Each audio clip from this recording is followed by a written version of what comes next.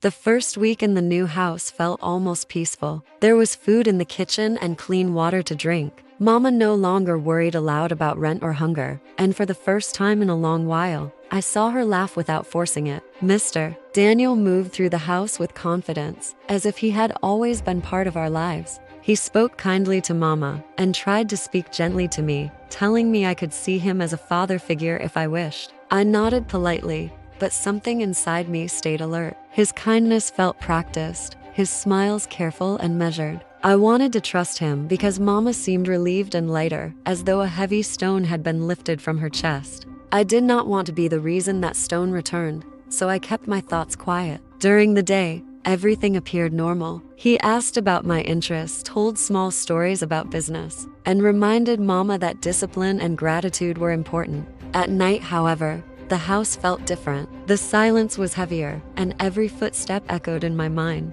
I began to notice how his eyes lingered on me longer than necessary, how his presence made me shift uncomfortably in my seat. One evening, he placed his hand on my shoulder and called me his daughter. The touch lasted a second too long. I stepped away gently, pretending I needed something from the table. My heart beat fast, and I felt confused, because nothing obvious had happened. Yet my body reacted with fear. Mama noticed nothing. She believed we were finally safe and reminded me that survival sometimes requires trust. I tried to convince myself that I was imagining things, but the uneasy feeling refused to leave. I began sleeping lightly, listening to every sound in the hallway, realizing that although we now had shelter and food, something in this house did not feel like true safety.